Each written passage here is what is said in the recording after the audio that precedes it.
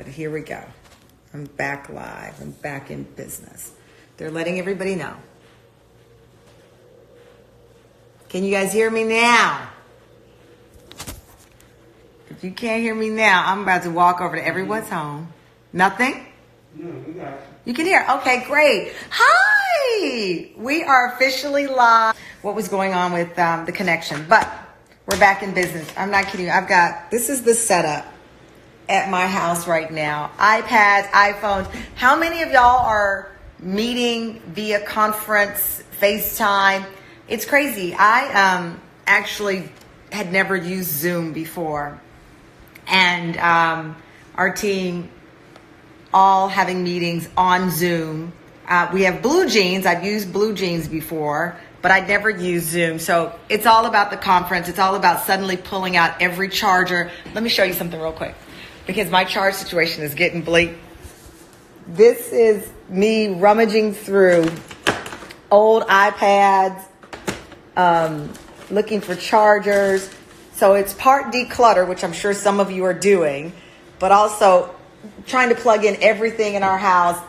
Everything that can work, we are trying to get up and running and charged, because that's how we're communicating right now. I was telling my executive producer, Candy Carter, again, how different this situation would have been for us to connect if this were 10 years ago, 15 years ago, 20. We can communicate and keep our show going in this extraordinary way.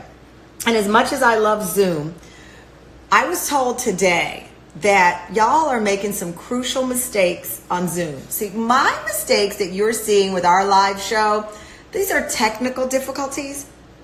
I really know how to operate all of this. I was sent a picture from my producers today, a viral video of a group of people meeting on Zoom, about 10, 15 people meeting on Zoom. One woman thought her video was off, and she was on the toilet in the meeting. Yes. So make sure, guys, the audio is off when it's supposed to be off. Make sure the video is off when it's supposed to be off, because it is on the internet now, and the internet is a very unforgiving thing. So yes, the girl going to the bathroom on Zoom took my life away. So the reason why you couldn't hear me on the other iPad was probably because I disabled something for fear of y'all hearing what was happening to me beforehand. So yes, another day, a lot of new numbers, a lot of statistics to get to. But first, I want to tell you my little moment of zen and what I did this morning in an attempt to just try to de-stress and feel like I'm thriving and not just surviving. And by the way, it is okay just to survive. I made my bed today, and I make it every day, but I leave out in the morning earlier than my husband. So usually that's his responsibility on the weekdays and the weekends. I make our bed. It felt so good. Just those little things that you can do. I told my cousin Erica, remember when we said recently, I just want to stay in my pajamas all day. Now staying in your pajamas all day can let emotions set in, and sadness set in, and also you feel like you're not productive. Let's face it, we love to work. The unemployment rate came out today, the highest it's been, I believe they said, ever. And so many people wish they could go into work, jobs that we complained about, jobs that maybe we took for granted. In a crisis like this, we know that it's hard. It is hard, and it's going to be difficult. But I think doing little things like getting out of the pajamas, unless, of course, they're really silky and soft, which I'm a sucker for, but I don't have any. I love seeing them, though. Just getting up, stretching. Me and Steven last night did a yoga app together. He was out of breath. I was not. But we did that together to try to keep our bond going, to try to keep our friendship, our love, but also just to stay active. So those are little things that have happened to me in my life today. By the way, today, 2 weeks off air. Today's the 26th. And as I said, my staff, they've been working so hard via Zoom, via Blue Jeans, trying to keep this going. Another headline that caught my eye today, in the course of hearing all of these numbers right now, the worldwide confirmed cases 487,000. In the United States alone, 69,000 cases confirmed. In New York, 33,000. There was a story that came up regarding hospitals debating behind the scenes whether or not they will have to implement a do not resuscitate. And one of the people in the article is from the University of Pennsylvania. His name is Scott Halpren, Doctor Scott Halpren, and I wanted to talk with him about whether or not this is possible, this is true. I believe he's waiting for us. Let me just get to it. Yes, my co-host will be coming up a little bit later. We've got so many things to talk about. Let me pull it up real quick. Let me pull up Dr. Halpren to talk about this article that was in the Washington Post on whether or not considering do not resuscitate orders. And he is coming up. So Doctor, thank you so much, Dr. Halpren. Thank you. I really appreciate you joining us today. Sure, my pleasure. Listen, I woke up this morning watching cable news, several headlines, hospitals debating do not resuscitate orders because of the potential overwhelming number of patients who could be coming into some of the busiest hospitals. And you are in the article, you are featured. What is true here? What is the reality here? Well, the reality is hospitals around the country and indeed around the world are thinking about how to allocate scarce resources, including ICU beds, mechanical ventilators, or otherwise known as breathing machines, and a variety of other therapies. And in the context of doing that, need to consider what can be done to produce the greatest good for the greatest number. In times of crisis, we switch out of our normal approach to critical care, or to medical care in general, which is do everything that could possibly benefit the individual patient. Mm-hmm. And we need to take an approach that looks at how to do everything to benefit a population of people. And so sometimes that requires making changes. In the case of cardiopulmonary resuscitation, or CPR, it's not a major departure from the way we normally practice anyway. Or what is the norm now?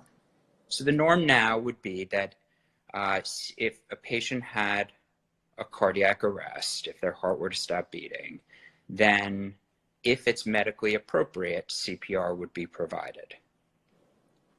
That would still be the case.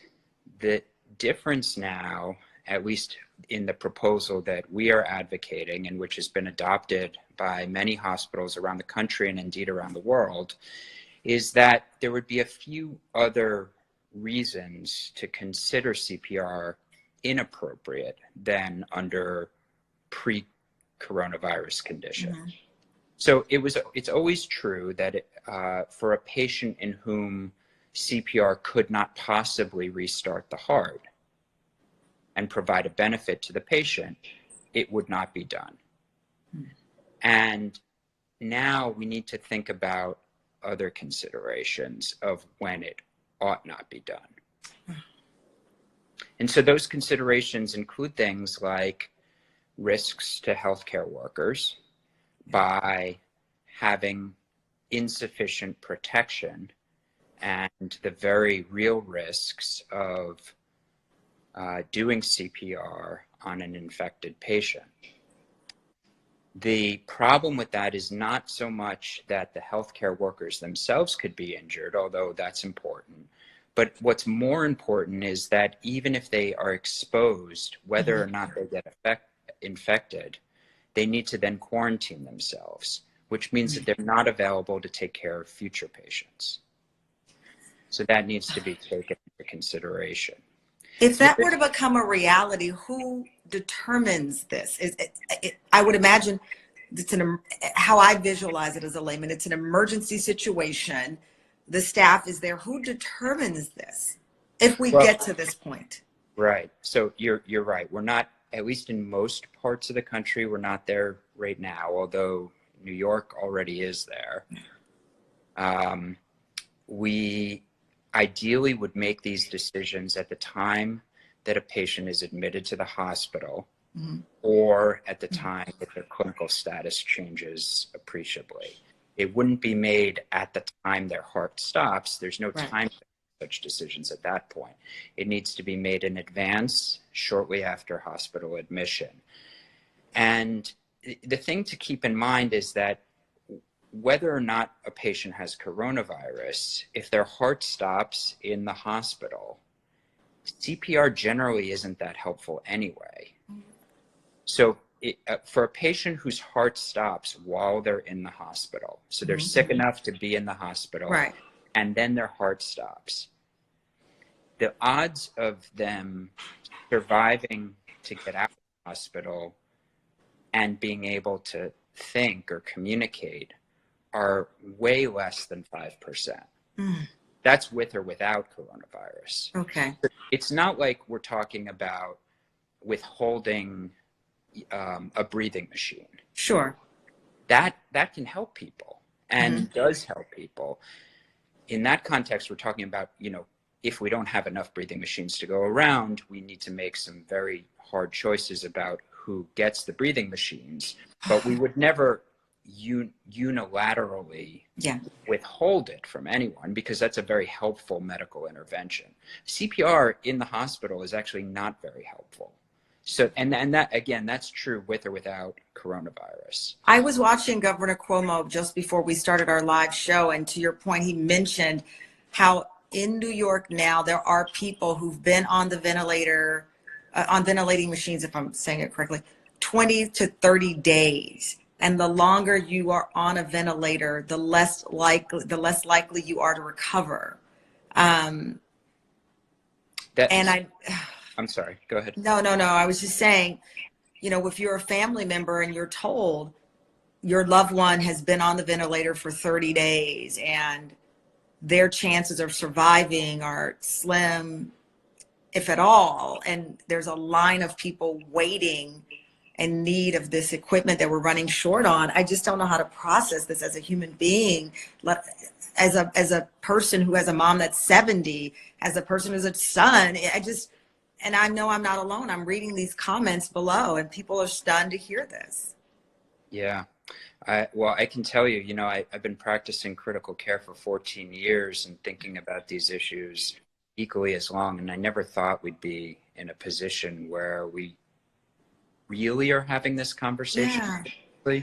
It's always been a possibility. When there was a big threat of Ebola back in 2014, we started to think about these things, but thankfully it never escalated to this point. Real quick on that point, because, and I know you have to get going, you're very busy, and I do appreciate your time. When you look at the medical system, and much of it is privatized, and you have private hospitals, and I don't want to get you in any trouble, certainly with anybody, but I am curious about, and I've hosted fundraisers for big hospitals, and I've done these events, and I've walked into hospitals, and I've seen beautiful art and statues and donated, buildings and for research. Why wasn't there a plan for the possibility of needing this incredible number of ventilators?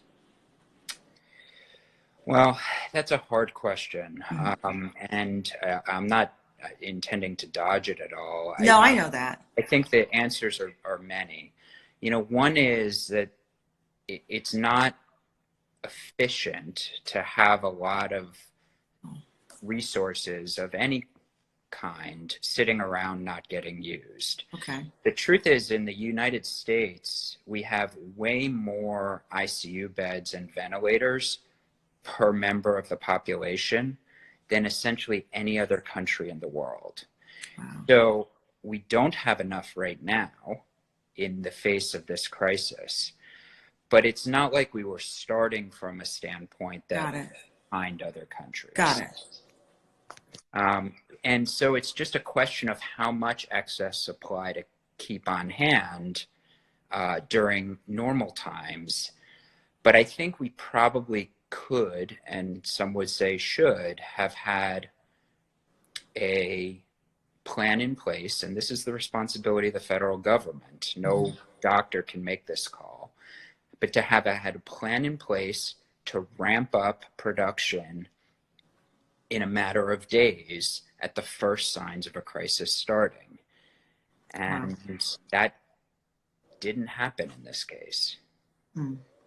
Well, again, I know you're busy. I really appreciate you joining us, Dr. Halpren, as that headline hit many people very hard to read, that hospitals are having to discuss that behind the scenes and to decide whether or not to resuscitate someone during this critical time. Thank you for going past the headline and helping us understand that's what we are trying to do here today, and that's what we do every day. Thank you so much, Doctor. And much love to you, Penn. You know, I love Philadelphia. It's not Temple, but, you know, it'll do. Thank you so much, sir. Thank you.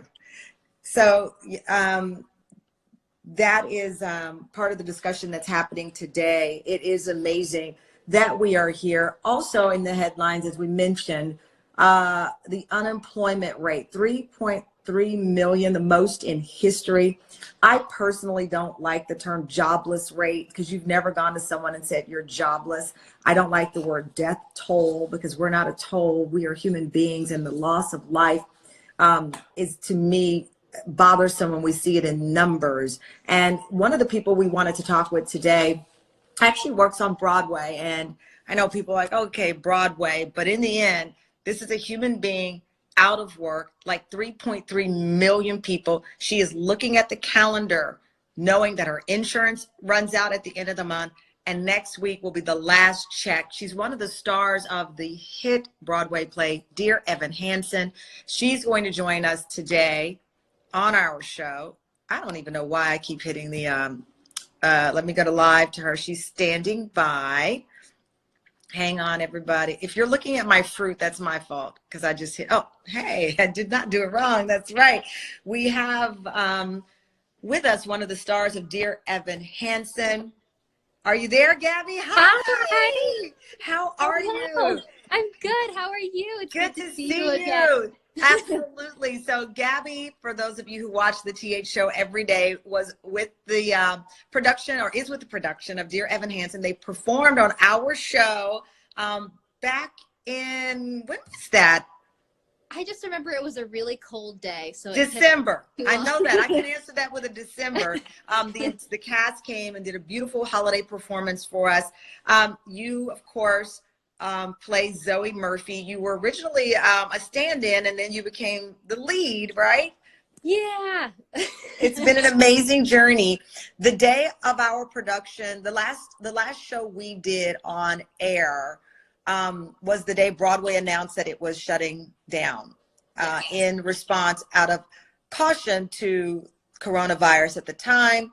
The belief would be that you'd be back up and running by April 12th. That does not look to be the case. What's your situation right now? So right now it's just like everyone else. We're kind of just waiting for answers and waiting to see what's next, because that's all we can do is just, but thankfully, I mean, you know, a lot of amazing people have been donating to these incredible organizations that have been supporting us hands-on, like Actors Equity, our union, and the Actors Fund, and Broadway Cares Equity Fights AIDS. They're all, you know, being so proactive and communicative with us about everything that's been going on. So everything that they know, we eventually know. So how does this work? I mean, they told you all that the show would not go on, at least for a time being. Yeah. Are you unemployed at this point? Do you get paid? So we're getting paid for a portion of the time. We're getting something, which is better than nothing, which God bless. What is going on here? We don't know. That's the thing. I mean, honestly, we're going to at some point have to file for unemployment depending on how long this is going to be. I know that that's my inevitable future, which I've come to terms with. I mean, the article you talked about earlier, it's like, how am I think about it on a personal level. How am I even going to get through on the website? How am I even going to talk to somebody if I have questions? It's like, yeah, this is a historic number of people out of work. Your insurance runs out at the end of the month. Is that the case? Yes. But they're working out ironing out all the details. So I'm just, you know, putting all my faith in God and hoping that what's meant to be will be. I'm trying to stay positive as much as I can, because absolutely. This You is know, our and that's, it is. And, you know, talking about staying positive, it was, and I'm looking for the article here in front of me, right after 9/11, Broadway was shut down, but 48 hours later, 23 Broadway shows were up and running. And that was considered an achievement, that this critical step in showing that New York could bounce back. Here we are, not knowing when any of us will bounce back, and a symbol like Broadway makes us feel like, okay, we can do it. And now you have I see you tearing up, and it's, now listen, it's scary. No, listen, tears are real. And I don't tell anybody, you cry, you feel the way you feel, because this is my husband keeps telling me, Tamron, this is uncharted territory. And I thought about you this morning, and I said, you know, someone like her, a young actress in the past, would go and maybe wait tables, and you know, the whole cliche of the actress or the actor going out waiting tables, and that's not an option. No, I have friends that are working as ushers, that are working as babysitters. They're just trying to save money to live in the city just so that we can get up and go to auditions. But now we can't even go to auditions. It's like, and we have our loans, which are, I guess, temporarily postponed. There's so much unknown. But I mean, again, like, I'm optimistic that dear Hansen is going to bounce back with a vengeance. Yes, that's what we do. Yes. And like, there's nothing like live theater. People are waiting to connect, waiting to see something real on stage. Not that there's anything wrong with movies, because you know I've been binging everything in. Okay, what's your binge? What have you been binging on? The Tiger King. Listen. You got Gabby, 2 Chainz, the rapper, he tweeted about it today. I have one of my dearest friends called me and said, have you seen Tiger King? I've cut her off. How dare she ask, have I seen Tiger King? It's the Joe Exotic. Joe, you know what? I'm not even going to say anything, because I'm notorious for spoiling everything. Ask anyone who knows me. I'm always like, oh my God, the part where they did this. But then I'm going to just watch it. So you've been binging. You're keeping optimistic. You're staying positive, which I love. Jonathan Capehart from the Washington Post just said, Tiger King, late to the party. Gabby, I'm judging people now on how your ability to keep social distance and your ability to recite every line from Tiger King. And recite every one of his songs, because he's also a recording artist too. Little did we know. I love it. Okay, so speaking of song, is there one chorus or anything that you have in your heart, your mind, that kind of keeps you going, that you want to share with us today? Because listen, we will be back to see dear Evan Hansen. We're going to buy tickets. We're going to stand in line. We're going to support it. You got it.